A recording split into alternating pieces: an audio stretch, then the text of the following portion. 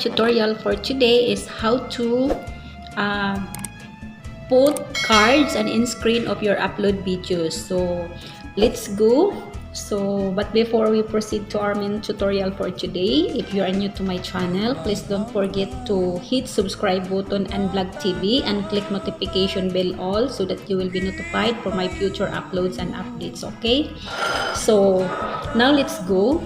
So you just open your channel and then go to your Chrome, then go to your channel dashboard. After, click your videos in click dashboard videos, so just like this one.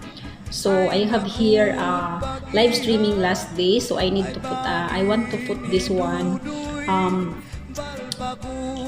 cards and end screen. Okay, so I click live, so because it is my live streaming. Okay, so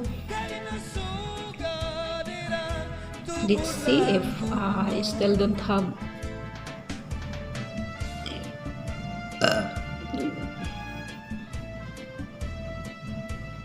if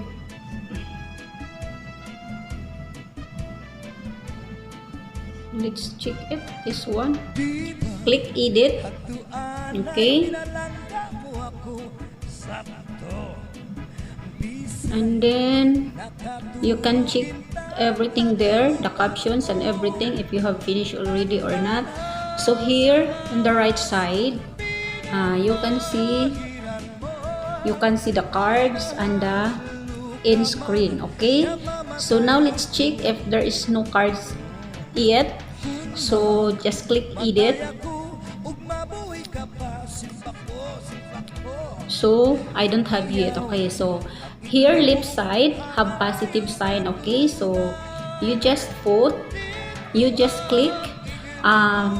Take note guys, this cards you can put up to 5. You can add up to 5 videos. Okay, so this one I will click positive. So I will choose the video that I'm going to add. Okay, that is an LS, so I need to, okay, this one, and then I have one. So again, just scroll down, so you see the positive sign on the left side, so just click it, and then have option video, playlist, channel, and the link is not available. Okay, so you just choose either video, the playlist, or the channel, but mostly I add the video or the playlist sometimes. Okay, but channel, no, I never use it. So I click another video, and then I want to add my new uploads. Okay, and then again same process, click positive until 5 guys, or you can put either 2 or 3. Then I choose another video, I put this one, and then click again, then choose another video. So I want a live stream in this one. Okay, so I have already 5 guys, 1 2 3 4. I know it's only 4, so I need 1. Okay, so click 1, and then again add video, and then choose another in your videos. Okay, so now I have already 5 cards added. Okay, as you can see here, 1 2 3 4, 1 2 3 4. You can delete it guys if you want to change. You can delete it and then choose another. Okay, so I have 5. So as you can see on the right side, on the top of your videos, the upper portion of your video, so you can see the suggested guys. So that's the purpose of cards in your videos. It's very useful also guys, because sometimes people are watching this video of yours video, and then they will see the suggested videos on the top of your video while playing. So sometimes for me sometimes I will click directly here. Okay, the suggested videos. So it is useful also guys. You can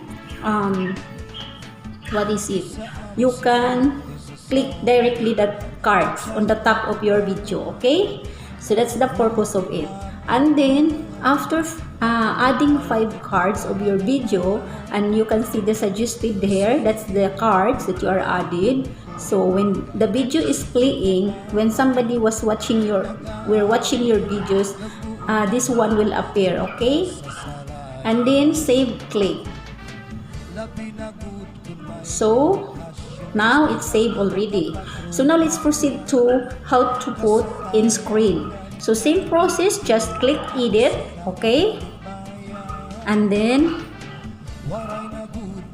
so here you can see the elements, you can see the end screen, okay? So the elements, you can click here the elements if you want to add, or this one, most recent upload, or here, best for viewers, allow YouTube to select a video from your channel to best suit the viewers. And then here, the lower portion, choose a specific video, select from your videos or from any on YouTube videos, okay? So here, you can see here, I have already here. So I have already here 3, but take note, you can add up to 4 guys in screen. This will show before your video will end, it will show this one, the in screen, okay? And then I will change this one, okay?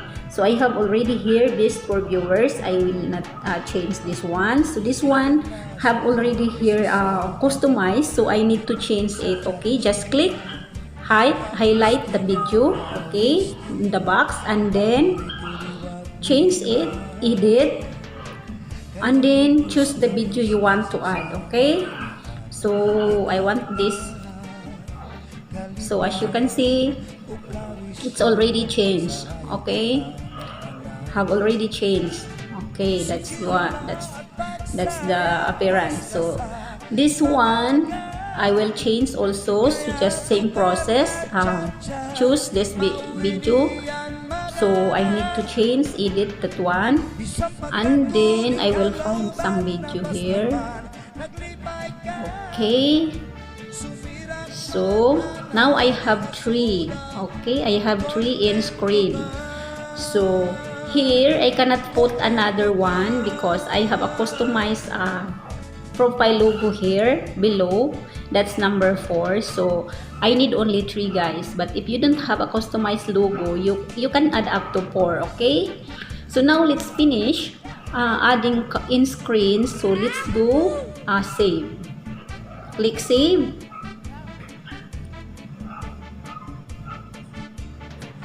Okay, so we are finished adding cards and in screen of my upload videos, live streaming. This is a live streaming guys, last day. So now